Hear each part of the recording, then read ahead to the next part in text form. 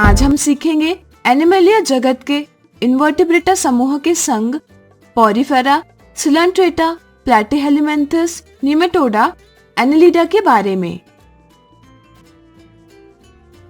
हमारे चारों ओर कई जंतु यानी एनिमल्स दिखाई देते हैं।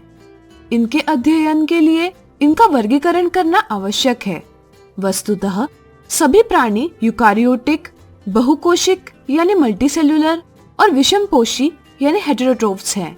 इनका शरीर कोशिकाओं से अवश्य बना है, लेकिन इनके शरीर की कोशिकाओं में पादपों के शरीर की कोशिकाओं की तरह कोशिका भित्ति यानी सेल वॉल नहीं पाई जाती। अधिकतर जंतु चलायमान यानी मूवेबल है, अर्थात एक स्थान से दूसरे स्थान गमन कर सकते हैं। भिन्न जंतुओं के शारीरिक संरचना और आकार में भिन्नता होती है, लेकिन हम विभिन्न विशेषताओं जैसे कोशिका व्यवस्था यानी अरेंजमेंट ऑफ सेल्स, शारीरिक सम्मिति यानी बॉडी सिमेट्री, पाचन तंत्र यानी पैटर्न्स ऑफ डाइजेस्टिव सिस्टम, देह गुहा यानी नेचर ऑफ सीलोम, परिसंचरण तंत्र यानी सर्कुलेटरी सिस्टम एवं जनन तंत्र यानी रिप्रोडक्टिव सिस्टम के आधार पर समानताएं पता कर सकते हैं और जंतुओं का वर्गीकरण कर सकते हैं। चलिए कुछ विशेषताओं को समझें। संगठन के स्तर यानी लेवल्स ऑफ ऑर्गेनाइजेशन। कुछ जंतु जैसे स्पंज में कोशिकाएं बिखरे हुए समूह में हैं, जिसे हम कोशिकीय स्तर का संगठन कहते हैं। कुछ जंतु जैसे सिलेंट्रेट में कोशिकाएं उतक बनाकर अपना कार्य करती हैं। इसे उतक स्तर का संगठन कहा जाता है। कुछ जंतुओं जैसे लिवर फ्लूक तथा अन्य उच्च संघों में उतक संगठित होकर अंग बनाते हैं, जहां प्रत्येक अंग एक विशेष कार्य करता है। कुछ जंतुओं में विभिन्न अंग मिलकर एक अंगतंत्र बनाते हैं और शरीर में विशेष कार्य करते हैं। सम्मिति यानी सिमेट्री। कुछ जंतुओं जैसे केकड़े के शरीर के किसी तल के अंतर्गत दो ऐसे भाग किए जा सकते हैं कि दोनों भाग एक दूसरे के हूबहू मेल खाते हैं। हम कह सकते हैं कि ऐसा जंतु सम्मित यानी सिमेट्रिक है। कुछ जंतु जैसे स्पंज असम्मित यानी एसिमेट्रिक होते हैं। द्विकोरिक यानी डिप्लोब्लास्टिक तथा त्रिकोरिकी यानी ट्रिप्लोब्लास्टिक संगठन। कुछ जंतु जैसे हाइड्रा की कोशिकाएं दो भ्रूणीय स्तरों यानी एम्ब्रियोनिक लेयर्स में व्यवस्थित होती है। ऐसे संगठन द्विकोरिक कहलाते हैं। कुछ जंतु जैसे खरगोश की कोशिकाएं तीन भ्रूणीय स्तरों में व्यवस्थित होती है। ऐसा संगठन त्रिकोरिकी कहलाता है। देह गुहा या प्रगुहा यानी सीलोम। कुछ जंतुओं जैसे टिड्डी के शरीर भित्ति और आहार नाल के बीच गुहा यानी कैविटी उपस्थित होती है, जिसे देह गुहा या प्रगुहा कहते हैं। और जिनमें देह गुहा होती है वे जंतु प्रगुही यानी सीलोमेट्स कहलाते हैं। कुछ जंतु जैसे टेपवर्म में देह गुहा नहीं होती, वे अगुहीय यानी एसिलोमेट्स कहलाते हैं। कुछ जंतुओं जैसे गोलकृमि में देह गुहा मध्य त्वचा, बाह्य त्वचा और अंतः त्वचा के बीच बिखरी हुई थैली के रूप में होती है। इन जंतुओं को कूटगुहिक यानी सीडोसिलोमेट कहते हैं। खंडीभवन यानी सेगमेंटेशन। कुछ जंतुओं जैसे केचुए का शरीर बाह्य तथा आंतरिक दोनों ओर श्रेणीबद्ध खंडों में विभाजित होता है, तो कुछ जंतुओं जैसे प्लेनेरिया का शरीर खंडित नहीं होता। एनिमलिया जगत का वर्गीकरण यानी क्लासिफिकेशन जीवों के भ्रूणीय अवस्था यानी एम्ब्रियोनिक स्टेज या अन्य किसी अवस्था में पृष्ठ सतह पर एक छड़ के जैसी संरचना के उपस्थित होने के आधार पर किया जा सकता है, जिसे नोटोकॉर्ड या पृष्ठरज्जु कहते हैं। जिन जंतुओं के भ्रूणीय अवस्था में नोटोकॉर्ड उपस्थित होता है कॉर्डेट कहलाते हैं, जबकि अन्य जंतुओं में नोटोकॉर्ड उपस्थित नहीं होती, इन्हें अरज्जुकी, नॉन कॉर्डेट या इन्वर्टिब्रेट कहा जाता है। चलिए इस वीडियो में इनवर्टिब्रेटा के उपवर्गों को जानें। पोरिफेरा, यह छिद्रयुक्त जंतुओं का समूह है जिन्हें सामान्यतः स्पंज के नाम से जाना जाता है। वे लवणीय क्षेत्र जैसे समुद्र में पाए जाते हैं। इनके कुछ उदाहरण हैं यूप्लेक्टेला, स्पॉन्जिला, साइकॉन इत्यादि।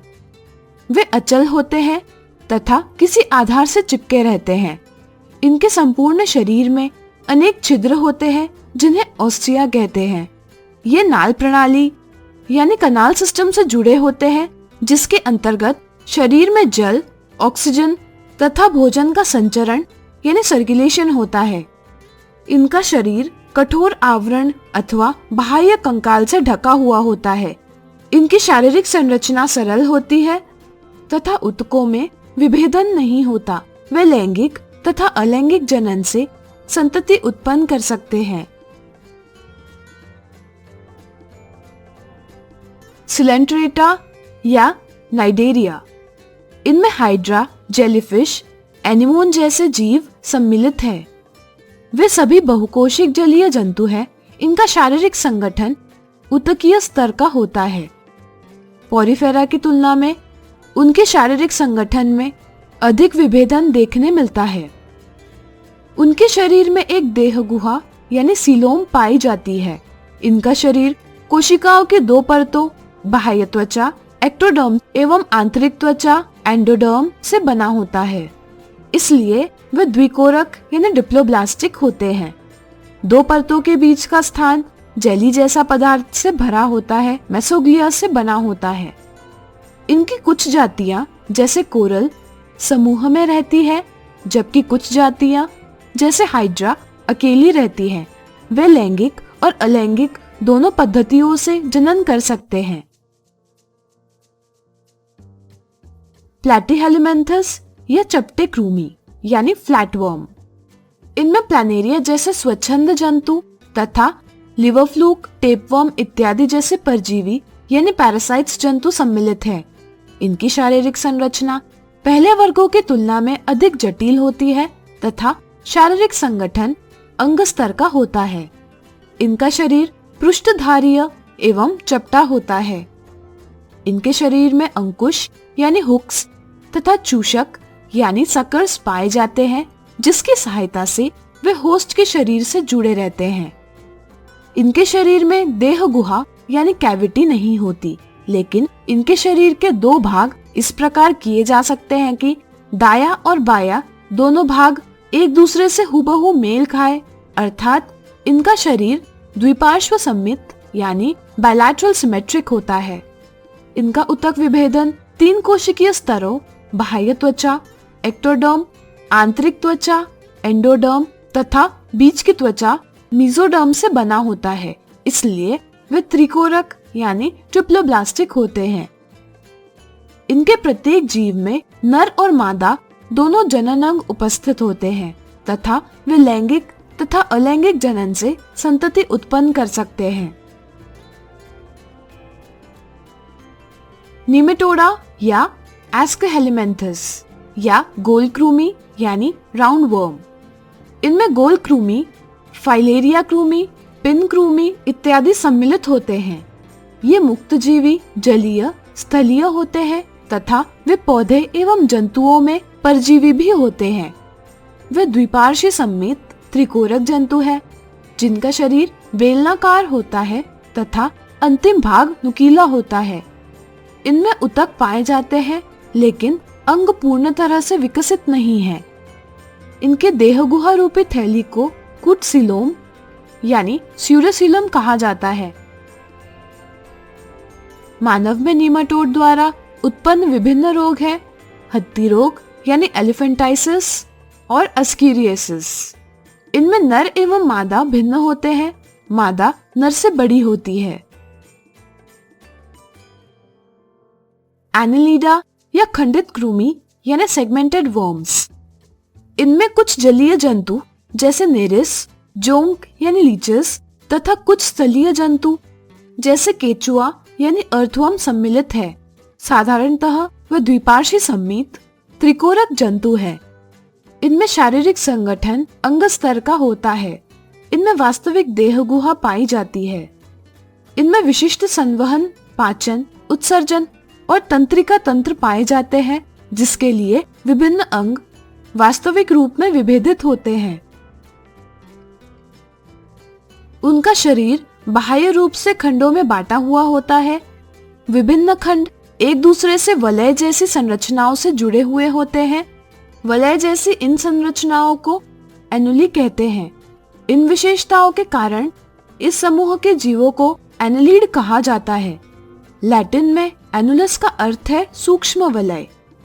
इनमें कुछ जंतु जैसे नेरिस एकलिंगी होते हैं, अर्थात नर और मादा भिन्न होते हैं, तथा कुछ जंतु जैसे केचुआ तथा लीच द्विलिंगी होते हैं। वे लैंगिक जनन से संतति उत्पन्न करते हैं। आज हमने सीखा एनिमेलिया जगत के इन्वर्टिब्रेटा समूह के संघ पोरिफेरा, सिलोन्ट्रेटा, प्लैटीहेलमिन्थस, नीमाटोडा, एनिलिडा के बारे में। तो दोस्तों, आपको हमारा वीडियो कैसा लगा? अगर आपको हमारा वीडियो पसंद आए तो लाइक, शेयर और सब्सक्राइब करना ना भूलें।